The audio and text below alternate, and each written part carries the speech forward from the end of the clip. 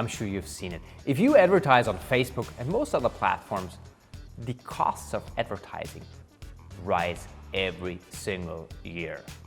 Well, Eric gonna tell us that it's actually not too much of a problem because the ads only really make 5% of your success. He will dive into the other 95% that you need to take care of to be successful online. Looking forward to this session with Eric. Let's go. All right, so before I kick off, I want to introduce myself. I'm Eric Huberman, the founder and CEO of Hawk Media. We're basically an outsourced CMO and marketing team to companies. So we go into different brands, identify holes in their marketing org, and then we spin up a team all a la carte, all month to month, basically to plug in those holes. So it could be a Facebook marketer, an email marketer, a web designer, all these different things that we will plug in and take over one part of your marketing strategy, the entire thing, or anything in between. And we've been around about 7 years. We have about 200 full-time employees, run marketing for around 600 brands at this point, but have grown over 3,000 successfully. And so just want to give you guys context to where I'm coming from. We also have a venture fund that we invest in marketing technology and up and coming marketing trends, as well as a capital arm where we do financing for companies to help fund the growth in their marketing and give them working capital. So really our whole mission is around accessibility to great marketing for everyone. Hence why I'm here to speak, is I like to make this accessible and easy. And so when it comes to skyrocketing advertising costs, we're going to talk about why are they skyrocketing? Why are they growing? How to pick the right channels and how to look at advertising, how to optimize it, and how to figure out what to do to actually, again, combat that rising cost other than just picking the right channels. And then what else comes into play, what the whole picture looks like. So as you're thinking through marketing, you can really identify where the low-hanging fruit is, because a lot of people tend to look in the wrong place. So again, to start, why are they skyrocketing? Well, let's talk about a few stats here that have happened in the past year. So there was this crazy thing called COVID that happened a little over a year ago and sort of shut down the world. And this forced everyone to start purchasing things online. A lot of big brands, as they do when there's a crisis, pulled their advertising out. They cut off their marketing. And so a lot of the e-commerce brands saw growth. And the reason for this is the average consumer spends about 13% of their consumer purchases online pre-pandemic, and about 87% of their purchases are done in store. That number went from 13 to 30% in Q2 of last year. So over doubled the market share of consumer spending online. Important to realize that 70% of consumer purchases in the heart of the pandemic were still done in store, grocery stores, things like that. So that is an important thing to keep in mind. But still, the addressable market over doubled in Q2 of last year, and we did not see that much of a decline in spending. On top of that, with all the big brands pulling out of marketing, we saw a decline in advertising costs of about 30% on digital channels, meaning Facebook, Google, et cetera, for that quarter. As things progressed, companies started to get over the shell shock and started to ramp their advertising back up. That cost went back to normal. And we saw that market share go from about 30% to still 27, 28%, did not decline that much. Q4 rolled around, then you have the election, you have holidays, and it became one of the most expensive times in history to advertise online. Also, in about 2018 was the first time that digital advertising actually surpassed traditional. So now you're seeing that companies are already spending the majority of their money on digital advertising versus traditional. And now we're seeing a trend where the market share of purchases has over doubled online, along with people getting over the fear of COVID, and elections putting those costs up. All these companies had to start flooding online. And so now we're here in 2021, you have all these companies that now realize that e-commerce has gone from a 13% piece of their business, if they're, let's say, a big CPG company like a Unilever, to 30 or 27 or in that range. It went from a great piece of their business to a critical piece of their business. They can't afford to ignore this anymore. And so with that, you're getting all the big competition in. The important part to understand about competition is this is all on a bidding system. So Facebook, Google, et cetera, it's all done through bidding, meaning whoever will pay the most wins. So as more companies come in and are willing to pay more and spend more, those prices go up. on top of all these crazy stats that are more recent, there's less competition in terms of, there's more competition on advertising, but less competition on the actual ad networks. They're consolidating. Everyone spends on Google or Facebook or a few of the social platforms, but there's not, like it used to be, all these different publishers that people are buying banners on. It's not as robust anymore in terms of competition, which allows them to raise their prices. Less competition means they can increase their prices. Buyers' habits have changed as well. They're more inundated with ads, so they're less quick to click. And then you're also dealing with a lot of traffic fraud. So all these things are causing advertising to rise. So two things you can do aside from just making your advertising better when it comes to combating this. You can increase your conversion rate of a customer, and you can increase your lifetime value. Those are the two critical pieces. So when we talk about conversion rate, you really have to think, like, what are the best ways to continue to convert a customer? And I'm going to dive into this a little more. When we think about marketing, when we talk about marketing, we talk about it as three pillars. And we're actually coming out with a book on this later this year. It's awareness, nurturing, and trust. Awareness is what most people think of as marketing. It's advertising, it's PR, it's word of mouth. It's all the things that allow new people to be introduced to your product or service. And this is where a lot of people stop. And when you're thinking about awareness and where to spend money, and I want to get into this a little bit before we dive more into conversion rate, you have to think about the context in which someone's receiving your advertisement. So when you're looking, let's take it the main example, Google versus Facebook. On Facebook, it's really about creating new demand for your product or service. So you're hitting people at a time when all they're doing is scrolling through their phone bored. Like 99.9% of people are doing nothing productive when they're sitting on Facebook. And Instagram is in this as well, to be clear. And so Facebook and Instagram, you're just scrolling through your phone. I can reach you as an advertiser at a time when you're bored. I know exactly who you are because they do a really good job on tracking what types of people, who you are, what your psychographic info is, your geographic info, your socioeconomic info. The amount of data that Facebook and Instagram have on you is pretty robust. And so I can target exactly who has a propensity to be my customer with copy or creative that I've tested, because it's very iterative. I can try a bunch of different ads and see which one works. So I can test a bunch of different ads to people that have a high propensity to buy my product because they're similar to other people that have bought my product. You can actually take your customer base, put it into Facebook, and it'll make what's called a lookalike audience to actually target those people. And I can do it at a time, context being key here, when the context is I'm bored and the end viewer's bored and they're willing to look at anything. They want to be entertained. They want to be engaged. And so that is why it's been so powerful. And the counter to that is Google. So with Google, people are being very proactive. I'm searching for something. I'm searching for the answer to my problem. And so if I'm a product or service that solves a problem for my customers, if I'm a DUI attorney, I can advertise anyone that's searching for DUI legal help, DUI attorney, DUI laws, whatever. I can advertise to them and reach them at a time when I know they need my help right now. The downside to Google is that I can't really create a brand. If you're a running shoe company and someone Googles running shoes, they're probably going with Nike or Adidas or New Balance or Puma, whatever your preference is, Asics. But you're some random brand I've never heard of. I might click your site just because I'm curious, but chances are I'm not buying it. That's not what I'm looking for. But on Facebook side, if I'm a DUI attorney, I'm not going to have the ability to, who do you advertise? What interest base do you advertise on Facebook if you're a DUI attorney? Is it people that like alcohol and cars? It's like the idea of trying to hit timing on Facebook is really hard. So timing is really difficult on Facebook, and lifestyle is really difficult on Google. And so how we look at it is Facebook's a place to create new demand for a product or service that's not being sought out, and Google's a place to answer existing demand to solve a problem, those kind of things. That's two examples. To take it a little further, you have YouTube. YouTube is actually the second largest search engine. It's where people go to look for videos, a lot of times educational videos or entertaining videos, but they're looking for something specific generally.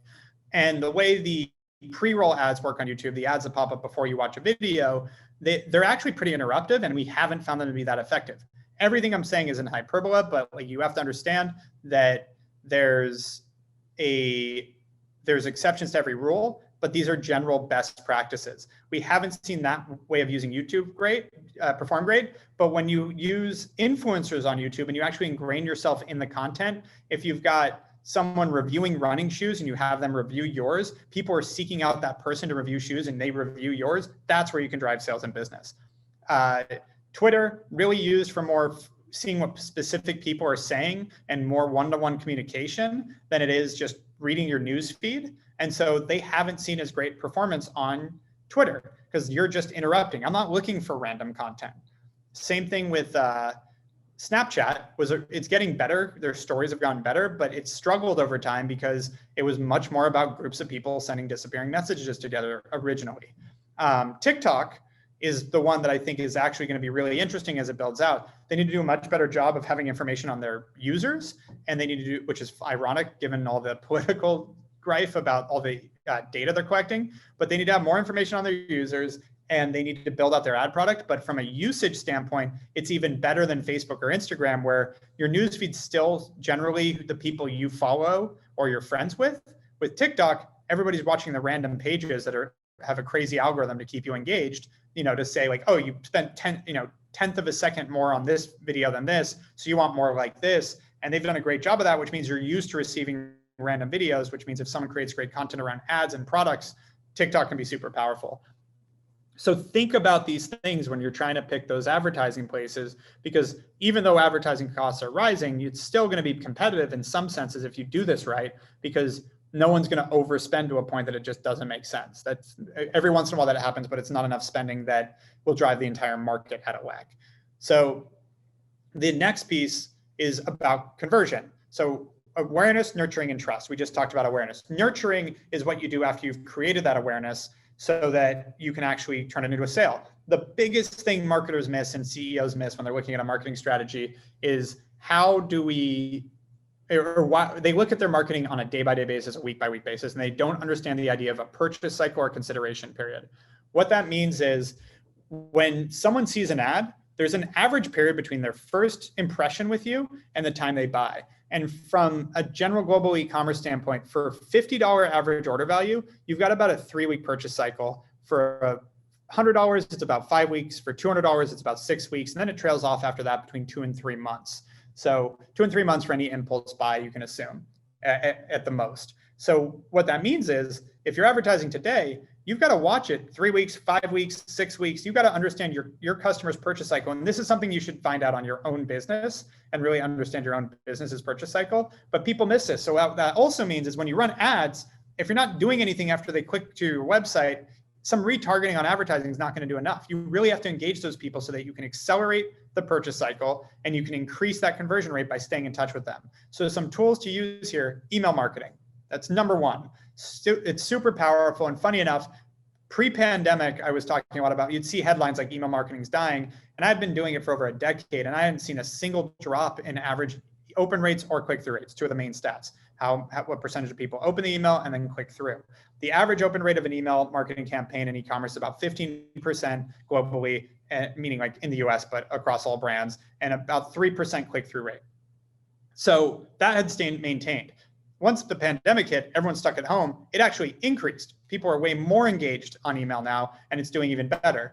The next piece, SMS marketing. So SMS, text message marketing has become incredibly powerful. And so when we're talking about these numbers, with SMS, it's about a 98% click-through rate and a 98% open rate and a 30% click-through rate, meaning 15% on email, 98% text, 3% on email, 30% on text, 10 times more effective in SMS. It's slightly harder to collect a phone number than an email address, but not even close to 10x. So SMS has become a very powerful channel for marketing. The way to leverage it is really that proactive customer service. Hey, you left these shoes in your cart. Do you have any questions? Well, yeah, I was trying to figure out, I'm an 11 in Adidas and a 12 in Nike. Which will these fit? And so it's really customers getting to that point. You want to be proactive with them, not have them come to you, and allow for that conversation and make that feel more one-to-one. So that's super powerful. Chatbots, very similar. You can have that opportunity to actually engage with your customers deep in the funnel, which is a worthwhile use of your time, and you can automate a lot of it. So those are the pieces in terms of that engagement. Another piece that's really good for that purchase cycle, content. People undervalue content all the time because it is really hard to track a direct ROI, and marketers love to have direct numbers. The problem is that because it's hard, a lot of people shy away from this, but content's one of the most powerful tools in marketing.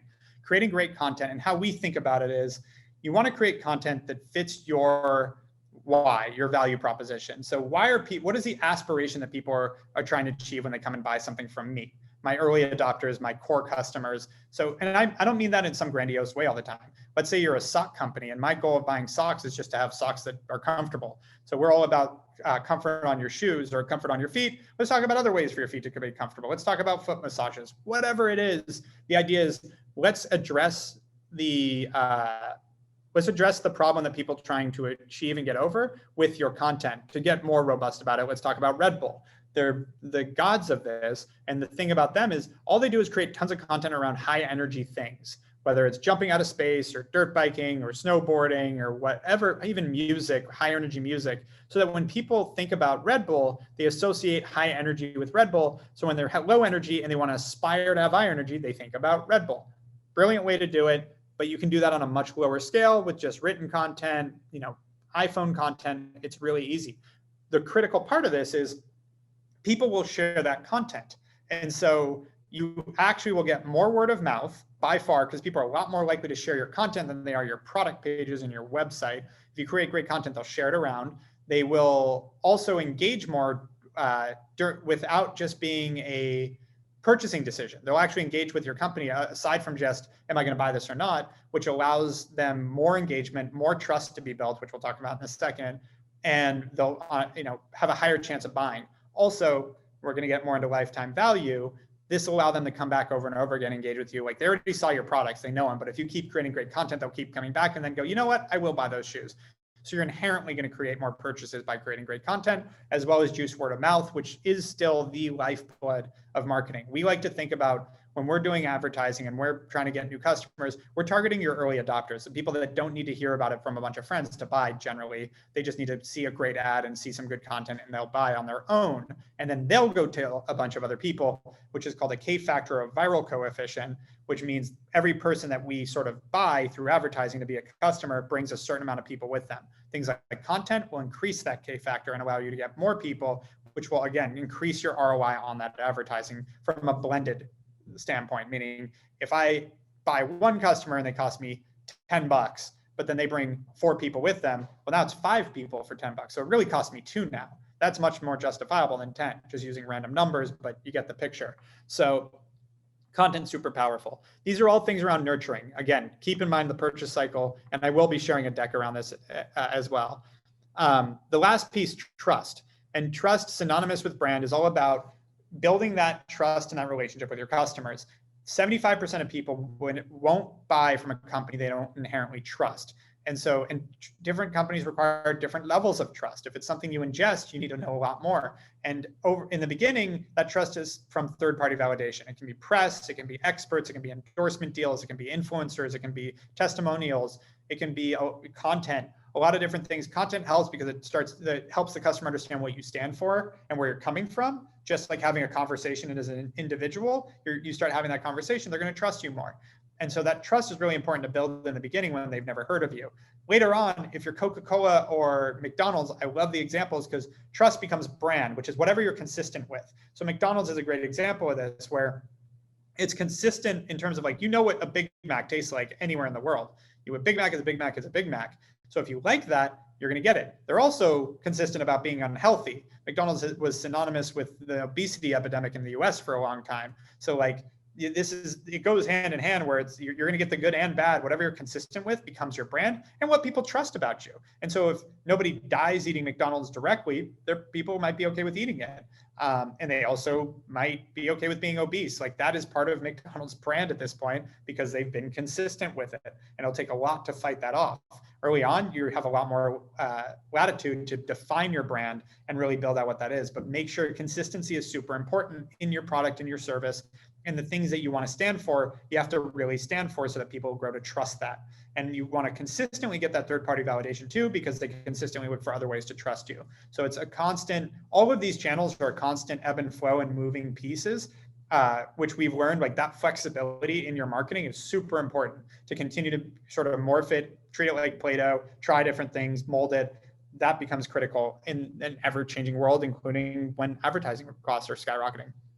So the last piece, let's talk about LTV, and then we'll be good. So with LTV, lifetime value of a customer, when you're doing your marketing, similar to a purchase cycle where you need to understand that there's a timeline between when you're spending money and when you're going to make money, there's also a lot more money to be made than the first time someone buys from you. So thinking about your lifetime value of a customer and how that plays out, meaning how much they spend with you over their lifetime, is really important, because let's say you're a $5 a month subscription product, which is a hard company to build, just to be clear, but let's say that's the case, and you're acquiring customers at $10. Well, if you're just looking at the first month purchase, well, yeah, you're losing money every time you get a customer. Like, that sucks. You're going to shut it off. Let's say those customers stay for 5 years. And that's 60 months. So that's what, $300. So now you're spending $10 to make 300 over the next 5 years. Yeah, I'd invest that all day. Why wouldn't you want to do that? So you really, that's a really simplified version, but let's say you're not a subscription company. Let's say you're a fashion company, your average order value is $100 and you're spending $100 to get a customer. But then you look over the course of a year, and over the course of a year, someone spends $500 with you. Well, now you're starting to look good. And let's say now after 2 years, it's $750. Now you're starting to see numbers that make sense. That 100 for 100 doesn't, but 100 for 750 after 2 years does. And so tracking that lifetime value is super important. Not just tracking it, but intentionally motivating it to grow. Things like a lot of the nurturing things we said, email marketing, SMS, content, bringing people back. Critical in this is merchandising. There are a lot of big companies, like one of the big mattress companies, that are struggling because they did not merchandise well, so they did not monetize that customer well. They acquired them, they got them to buy the big product, and then they didn't build enough products or good enough products to get people to keep coming back or market them well. And so you end up with a one-time purchase customer, which for a D2C brand is really hard, because you're having to buy those customers. And if you're going to go D2C and you're going to go acquire customers, you need to get as much share of wallet, meaning as much money out of them as possible. And these are different marketing tactics you can use. And bringing this back to the idea of skyrocketing advertising costs, if you do all of the things I just said, and I know it was a lot for 20 minutes, this is how you can compete, because there are plenty of companies that, including our clients, that are doing this. And since they're covering all their bases, when the price of advertising goes up 20%, that's fine. We're doing all these other things that help us convert it well, that we're still in the money, versus all the people that aren't doing all these things and are just spending money on Facebook ads alone and don't end up with all these funnels and channels to help optimize it. The last two things I'm going to leave you with: your website, critical as well. The biggest stat there that we see people screw up, your site speed. Remember that most people are on their iPhones now. And so when you're sitting on a cell phone and you're trying to go on a website and there's a 4 or 5 second load time per page, meaning every time I click a link, got to wait another 4 or 5 seconds, you have lost me. So site speed, making it easy to purchase on mobile is critical. Like, it's mobile. Mobile was a big thing 5 to 10 years ago. Now it's just that's where people shop. So understand that, like, mobile is important. Site speed is critical. Build a funnel to get people through it so that they can get to a purchase very easily and understand that there's a purpose to your site. And if you do all these things, you should be in good shape, assuming your product's great, which is the biggest success or failure point in any company. You got to have a great product or service. Thank you guys for coming. Would be happy to answer your questions. And in the deck has my email. Feel free to reach out if you have any. Thank you again.